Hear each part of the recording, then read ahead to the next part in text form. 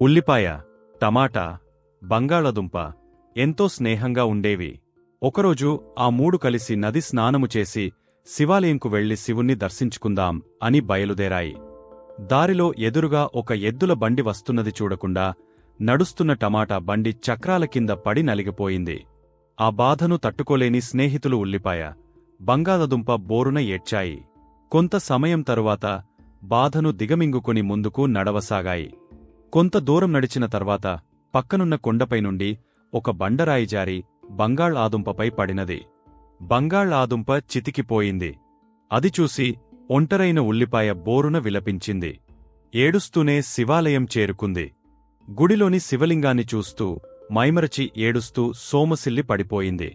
కొంతసేపటి తర్వాత శివుడు ప్రత్యక్షమై, ఓ ఉల్లిపాయ, లేవు, నీ బాధకు కారణమేంటి? ఎందుకు ఏడుస్తున్నావు? అని శివుడు అడిగాడు. పరమశివ, నీకు ప్రణామములు అని నమస్కరించింది. నా ప్రాణ స్నేహితులైన టమాటా, బంగాళాదుంప నా కళ్ల ఎదుటే ప్రాణాలు కోల్పోయారు. టమాటా చనిపోయినప్పుడు నేను బంగాళదుంప కలిసి ఏడ్చాము. బంగాళదుంప చనిపోయినప్పుడు నేను ఒంటరిగా ఏడ్చాను. కాని నేను చనిపోయినప్పుడు నాకొరకు ఏడ్చేవారు, కన్నీరు కార్చేవారు లేరు స్వామి. తన బాధ విన్నవించుకుంది ఉల్లిపాయ.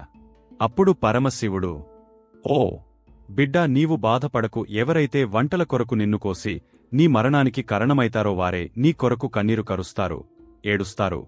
ఇదే నీకు నేను ఇస్తున్న వరం. ఇదే ఉల్లిపాయను కోస్తే కన్నీరు రావడానికి ఉన్న కథ.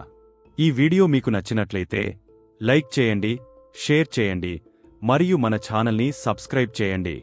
మరో ఇంట్రెస్టింగ్ వీడియోతో మళ్ళీ కలుద్దాం.